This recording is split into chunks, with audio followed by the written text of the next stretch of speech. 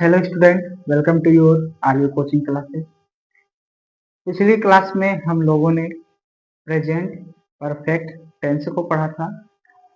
तो आज के क्लास में हम लोग प्रेजेंट परफेक्ट कंटिन्यूअस टेंस को पढ़ेंगे और साथ ही साथ इसमें हमें कुछ नए दो टॉपिक को भी पढ़ना पड़ेगा, क्योंकि इस प्रेजेंट परफेक्ट कंटिन्यूअस टेंस में हमारे हेल्पिंग वर्ब जो है हैज और हैव के साथ बीन लगाया जाता है।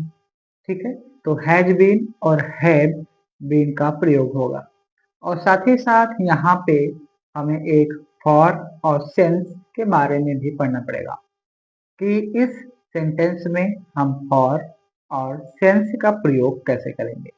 ठीक, तो आप लोग इसे क्लास को अटेंड करने के साथ साथ आप लोग अपने साथ एक नोटबुक और पेन या पेंसिल जरूर लेकर बैठे और आप लोग अपने नोट्स को प्रिपेयर भी करते रहें। ठीक, तो देखिए आज का ये जो टॉपिक है प्रेजेंट परफेक्ट कंटिन्यूअस टेंस, ये ऐसे काम को बताता है जो हम पहले से करते आ रहे हैं। ठीक, जैसे पास्ट से वो शुरू होता है और प्रेजेंट पे खत्म हो जाता है। कहने का मतलब ये है जैसे आप कोई काम कर रहे हैं, ठीक, और 1 घंटा 2 घंटा बीत गया और आप उस काम को लगातार करते आ रहे हैं। ठीक, जब आप उस काम को लगातार करते आ रहे हैं तो उस प्रकार के वाक्य के लास्ट में ता रहा हूं या ती रही हूं, इस जैसे शब्दों का उपयोग होता है।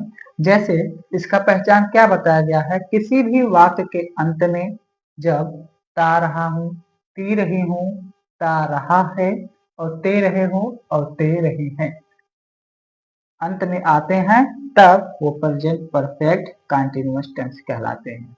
ठीक, और यहाँ पे फॉर और सिंस का प्रयोग होगा। ठीक है, किसका प्रयोग होगा, साथ ही साथ इसमें फॉर और सिंस का प्रयोग होगा। ठीक है, अब फॉर का प्रयोग हम कब करेंगे, जब हमें समय पता हो कि हम इतने बजे से उस काम को करते आ रहे हैं, तब उसके लिए हम फॉर का प्रयोग करेंगे। ठीक, अगर हमको समय नहीं पता है कि हम किसी काम को कितने देर से करते आ रहे हैं, बस मुझे अंदाजा हो कि हम फला दिन से करते आ रहे हैं, लेकिन डेट मुझे नहीं पता, आधे घंटों से करते आ रहे हैं, तो आधा घंटा हमें भी कंफर्म नहीं है कि हम कितने बजे से इसे करे हैं और कब तक आधा घंटा हो गया, तो उसके लिए हम सिंस का प्रयोग करेंगे। Is that clear? ठीक, फॉर जब टाइमिंग फिक्स हो और जब टाइमिंग फिक्स ना हो यानी कि निश्चित ना हो, तो वहां पे हम सिंस का प्रयोग करेंगे। ठीक, तो इस वाक्य को बनाने के लिए अफर्मेटिव में हमारे सबसे पहले जो रूल्स आते हैं, subject has have plus been plus verb का आईएनजी फॉर्म और ऑब्जेक्ट आते हैं। ठीक, नेगेटिव के लिए सब्जेक्ट हैज हैव, उसके बाद नॉट, तब बीन, वर्ब का आईएनजी फॉर्म, उसके बाद अदर ऑब्जेक्ट। इंट्रोगेटिव के लिए has have, subject, been, verb का आईएनजी फॉर्म, उसके बाद अदर ऑब्जेक्ट।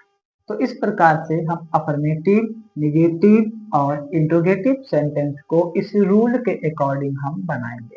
ठीक, जैसे अगर हम बात करते हैं एग्जाम्पल के, जैसे मैं खाता रहा हूं,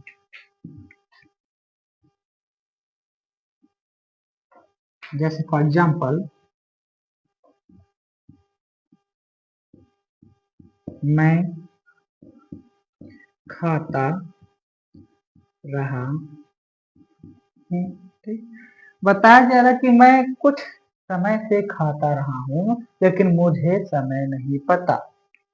ठीक, तो इस वाक्य को हम बनाएंगे कैसे, तो सबसे पहले हम क्या करेंगे, अफर्मेटिव के रूल में देखेंगे कि अफर्मेटिव में सबसे पहले आता क्या है। तो सबसे पहले अफर्मेटिव में सब्जेक्ट आता है, उसके बाद हेल्पिंग वर्ब जो हमारे हैज और हैव हैं, उनके साथ बीन आता है। ठीक, तो हम क्या करेंगे, लिखेंगे मैं का इंग्लिश आई। क्या लिखेंगे, आई। और आई के साथ क्या लगता है, आई के साथ हमेशा हैव लगता है, तो आई हैव। अब हैव के साथ क्या लगेगा, बीन, तो लिखेंगे आई हैव बीन। वर्ब का आईएनजी फॉर्म, तो खाता है यानी कि ईट, आईएनजी फॉर्म होगा ईटिंग। तो क्या होगा, आई हैव बीन ईटिंग। ठीक, ये हो गया अफर्मेटिव। ओके, अगर निगेटिव बनाना हो तो हमें क्या रूल अप्लाई करना है, subject has have plus not the been the verb का आईएनजी फॉर्म ऑब्जेक्ट। जैसे मैं नहीं खाता रहा हूं, मैं नहीं खाता रहा हूं, तो क्या होगा, पहले मैं हिंदी लिख लेता हूं जिससे आप लोगों को समझने में आसानी हो। ठीक, जैसे मैं नहीं खाता रहा हूं, तो क्या होगा, मैं नहीं खाता रहा हूं, तो सबसे पहले आई हैव। अब नहीं है तो सबसे पहले हम हैव के बाद नॉट लगाते हैं, तब बीन। ठीक, उसके बाद eating, I have not been eating, मैं नहीं खाता रहा हूं। इतनी बात समझ में आई आपको।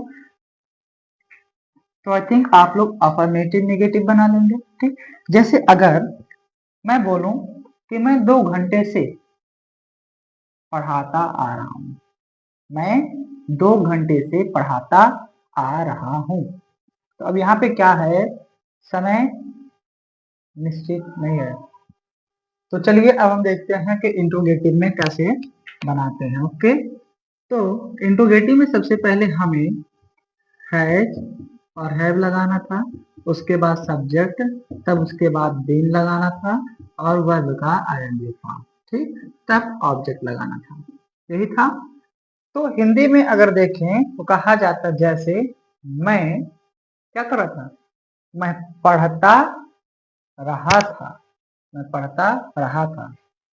ठीक है, यह है अफर्मेटिव, तो इसको इंट्रोगेटिव बनाना है, क्या मैं पढ़ता रहा हूं। ठीक है, क्या मैं पढ़ता रहा हूं, क्या मैं पढ़ता रहा हूं। तो पढ़ना का क्या होता है, स्टडी, तो पढ़ता रहा हूं तो स्टडिंग। ठीक, तो इसको हम क्या लिखेंगे, हैव आई बीन स्टडिंग। ठीक, हैव आई बीन स्टडिंग, क्या मैं पढ़ता रहा। इस प्रकार से हम इंट्रोगेटिव में बनाएंगे। ठीक,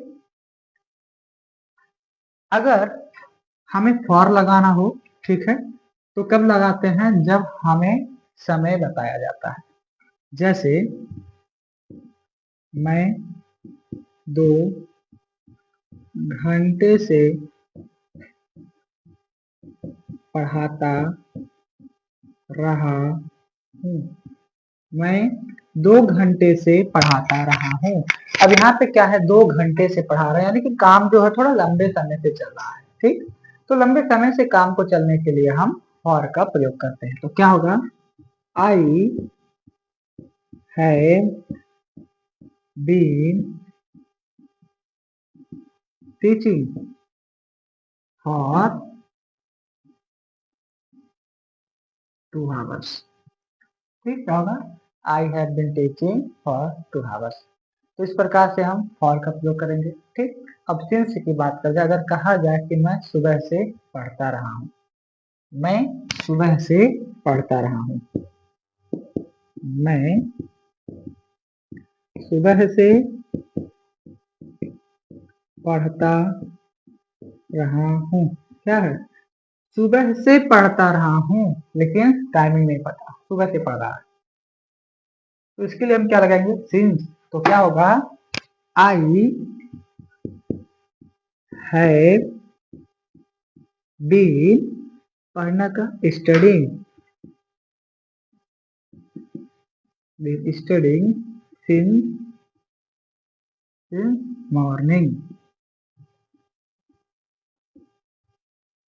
okay, I have been studying since morning.